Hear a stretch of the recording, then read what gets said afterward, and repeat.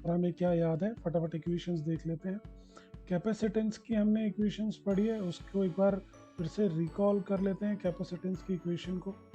कि अगर मेरे पास ये दो प्लेट्स हैं जिनके ऊपर कुछ अमाउंट का चार्ज है, कितना भी चार्ज हम ले सकते हैं, इसको क्यू अमाउंट का चार्ज लेंगे। और सेम वे मेरे पास यहाँ पे नेगेटिव चार्ज भी एकोमोडेट हो चुका होगा। तो ये मेरे पास जो नेगेटिव है इसको हम लोग लोअर पोटेंशियल बोलेंगे, ये हायर पोटेंशियल, और इन दोनों के बीच में जो डिफरेंस आता है उसको पोटेंशियल डिफरेंस बोला जाता है। तो फॉर्मूला हमारे पास क्या रहेगा, that is Q is proportional to the potential difference between these two plates, and the proportionality constant is known as capacitance, that is denoted by capital C and V. तो capacitance हमारे पास क्या हो जाएगा, that is Q by V। इससे हमें एक चीज़ और मैं यहाँ पे रिकॉल करवाना चाहूँगा, कैपेसिटेंस रिमेन सेम। सेम क्यों रहेगा, अगर मेरे पास चार्ज बढ़ जाता है प्लेट के ऊपर तो मेरे पास यहाँ पे पोटेंशियल डिफरेंस भी बढ़ जाएगा इन दोनों में, क्योंकि ये और ज़्यादा नेगेटिव हुआ, ये और ज़्यादा पॉजिटिव हो गया।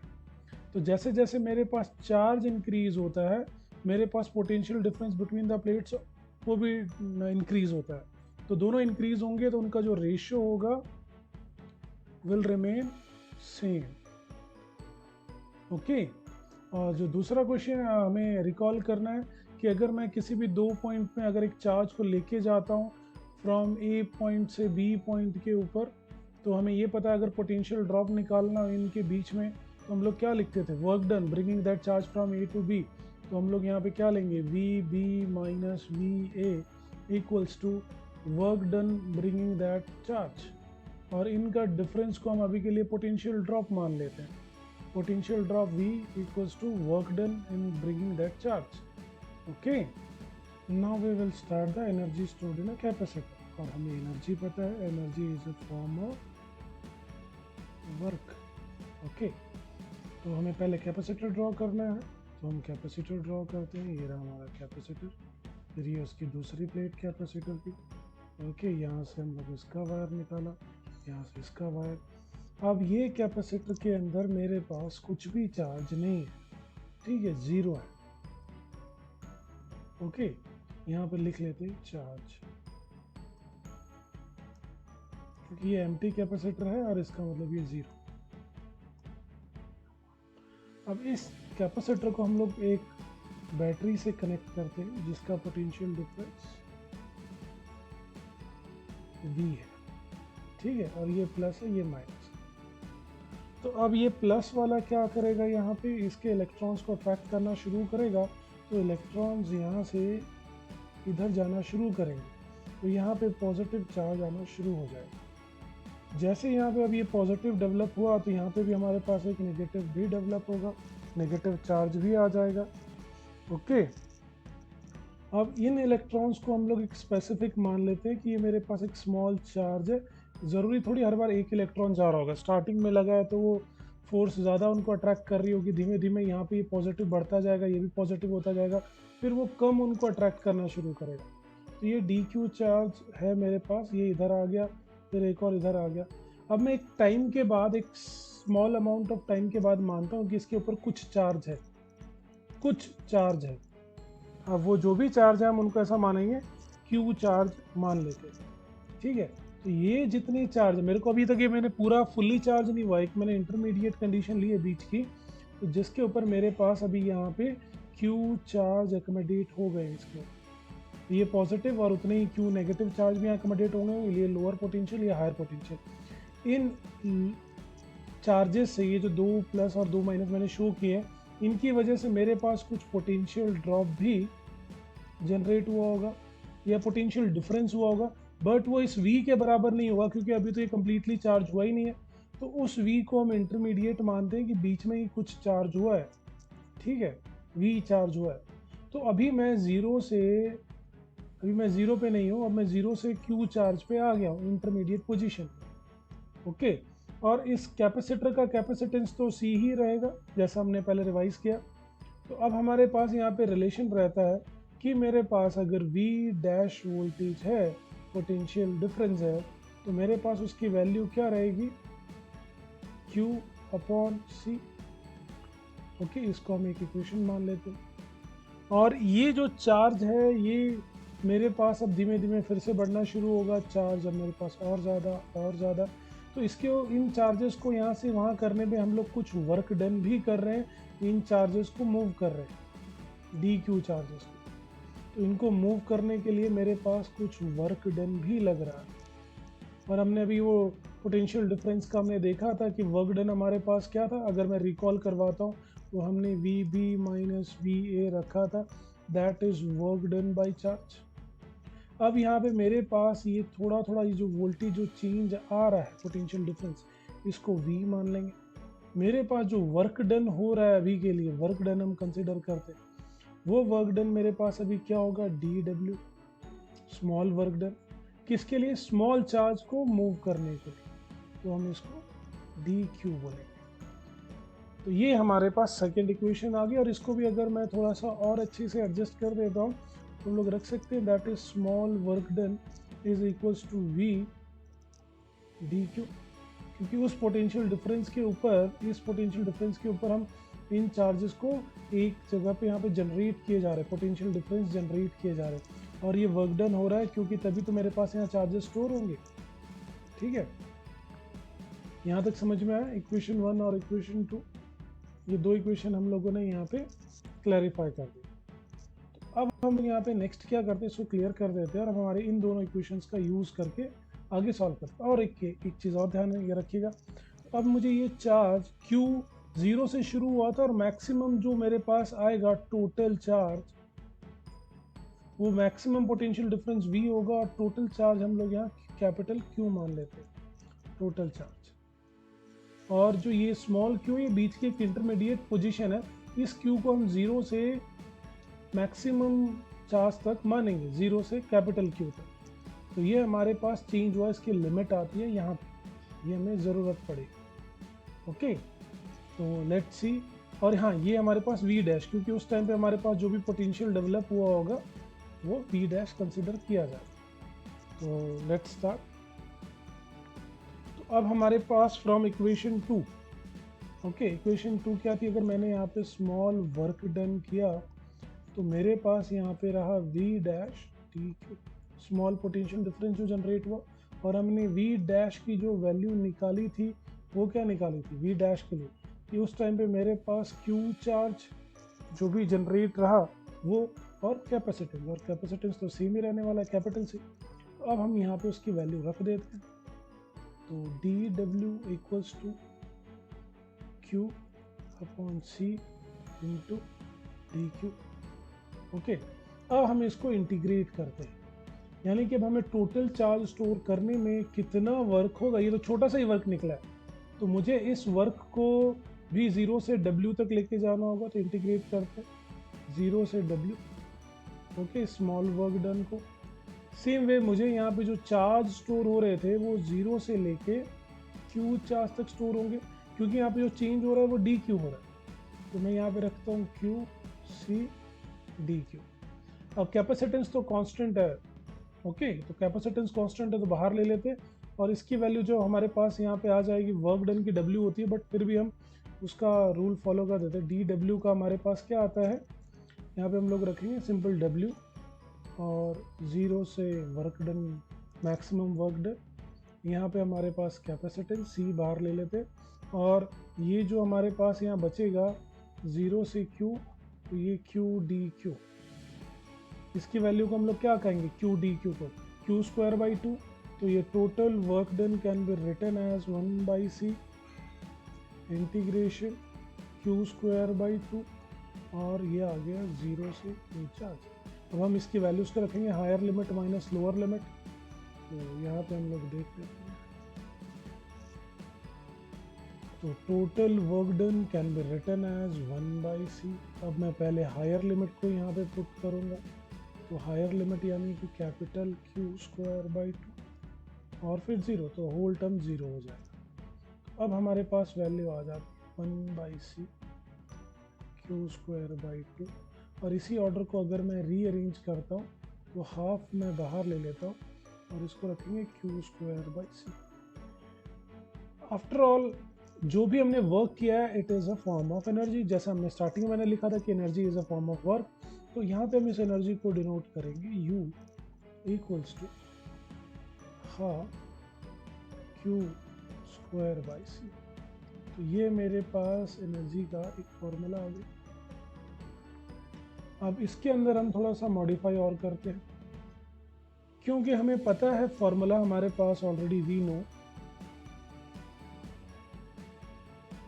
What we know. यहाँ पे हम गिवन लिख लेते हैं, that is Q equals to C V. Okay, तो मैं इसका एक फर्स्ट पार्ट यहाँ प्रूव करता हूँ। तो मैं Q की जगह पे CV की वैल्यू रखना चाहता हूँ। तो Q की जगह पे CV रखेंगे तो मुझे क्या मिलेगा, नया वर्क डन का formula, that is work done equals to half Q के इंस्टेड में रखता हूँ C square V square by C. यहाँ से ये कैंसिल आउट हो गया, तो मेरे पास वर्क डन बचा, that is half C V square. तो C V square that means, तो मेरे पास एनर्जी का एक फॉर्मूला और आ गया, half C V square. Okay, but instead of this, अगर मैं Q की जगह पे ये वैल्यू ना रखते हुए अगर मैं दूसरी वैल्यू उसको रखता हूँ कि मैं C को भी तो सब्जेक्ट बना सकता, तो C equals to Q by V. अब यहाँ पे मैं C की जगह पे वो वाली वैल्यू रखूँगा, तो मेरे पास अब जो नेक्स्ट वर्क डन कंसिडर किया जाएगा that is half Q square upon Q by V. अब इसमें से एक Q कैंसिल आउट हो गया, डिनोमिनेटर न्यूमरेटर में आता है, so work done can be written as half Q V. तो एक और एनर्जी की इक्वेशन हमारे पास क्लैरिफाई हो जाती है, U equals to half Q we.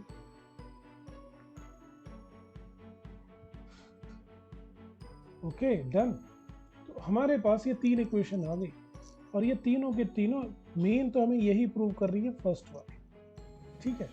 और फिर बाद में ये उनके दो अलग अलग प्रूव करने के लिए कि उसके हमारे पास दो और फॉर्म्स हो सकते हैं, तो ये सेकंड वाला मान लेते हैं, ये थर्ड वाला, और ये तीनों के तीनों एनर्जी ही कंसीडर किए जाएंगे। ओके, अब एनर्जी की ये तीन फॉर्मूले डिराइव कर लिए। अब उसके बाद हम देखते हैं, अगर हमने उन्हीं, अब तो एक ही कैपेसिटर के लिए हमने एनर्जी निकाली, अगर हमें मल्टीपल कैपेसिटर्स चाहिए तो मल्टीपल कैपेसिटर्स के लिए हमारे पास कंडीशंस रहती हैं कि क्या वो कैपेसिटर सीरीज़ में ज्वाइन है।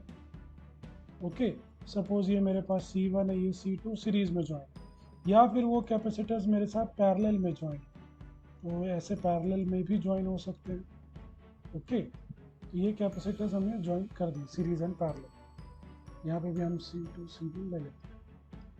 तो अब कंडीशन ये आती है, सीरीज़ में हमारे पास क्या कांस्टेंट होता है, current, as we all know. तो सीरीज़ के लिए हमारे पास Q होता है वो कांस्टेंट। अब Q कांस्टेंट है तो हमें ऐसा फार्मूला लेना जिसमें कैपेसिटेंस हो और Q कांस्टेंट हो, तो हम ये वाला ही फार्मूला लेंगे, ठीक है, जिसमें हमारे पास Q कांस्टेंट। तो अब टोटल अगर हम लोग यहाँ निकालते हैं U इक्वल्स टू, यहाँ पे मैं इसकी वैल्यू में पहले Q स्क्वायर बाई 2, ठीक है, Q को मैंने आगे ले लिया और C को यहाँ पे मैं अलग से कर देता हूँ। ये कैपेसिटेंस हमें निकालना है, टोटल कैपेसिटेंस सीरीज़ के साथ। तो इस कैपेसिटेंस को अगर मैं यहाँ पे लिखने जाऊँ तो मैं क्या लिखूँगा, Q स्क्वायर बाई 2, और इसकी वैल्यू आ जाएगी 1/C1 प्लस 1/C2। ओके, अब इनको इसके साथ मल्टीप्लाई करेंगे तो मुझे एनर्जी क्या मिलेगी, U equals to half Q square को पहले के साथ मल्टीप्लाई करेंगे, Q square by C1 plus half Q square by C2। अगर 3 दिए तो आप 3 ले सकते हैं, 4 5 जितना लेना चाहे। अब हम यहाँ पे क्या चेक करते हैं कि ये वाले को तो हम एनर्जी, क्योंकि अब C1 है तो ये एनर्जी U1 के लिए हो जाएगा, तो अब हम इसको बोलना चाहें तो total energy is energy of capacitor 1 plus energy of capacitor 2, क्योंकि half Q square by C तो एनर्जी होती है, बट कैपेसिटर 1 है तो एनर्जी 1 है।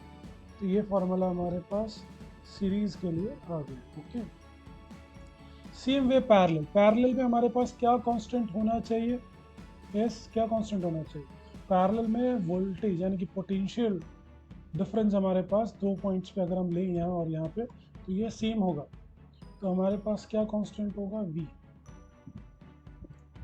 ठीक है, v कांस्टेंट है हमारे पास। तो v कांस्टेंट है, तो v के लिए हमारे पास कौन सा, जिसमें कैपेसिटेंस भी आया, तो सेकंड वाला फॉर्मूला है, ये लिया जाएगा, ये कांस्टेंट है यहाँ पे।